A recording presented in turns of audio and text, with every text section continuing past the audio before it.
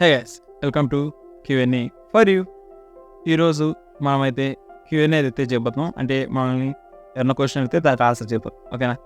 First question వచ్చేసి FTV Chandu అడిగారు. ఏమడిగారు? బ్రదర్, నేను మోడ్ యాప్స్ వాడుతున్నా యూట్యూబ్ వీడియోస్ ఎడిట్ చేయడానికి, ఏమైనా ప్రాబ్లం వస్తుందా అన్నారు.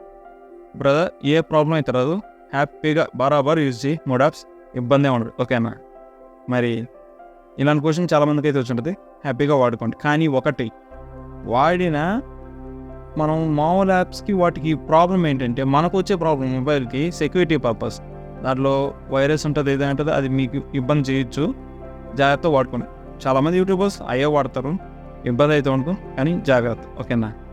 And second question, Raju paintings bro అని అడిగారు. హాయ్ అన్న, నమస్తే అన్న. వాళ్ళ ప్రశ్న ఏంటంటే, మానిటైజేషన్ వాళ్ళకి ఎనేబుల్ అయింది, అంటే మానిటైజేషన్ ఎనేబుల్ అని వచ్చింది, అంటే అన్ని 4000 అవర్స్ వాచింగ్ అవర్స్ కంప్లీట్ అయిపోయి, అలాగే 1000 సబ్స్క్రైబర్స్ అయిపోయారు.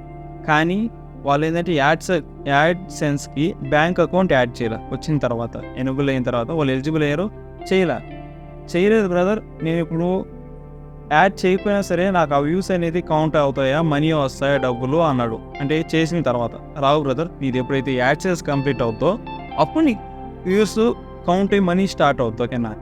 అందువల్ల అదైతే కాదు. Okay. And third question, Gopi MGC అడిగారు.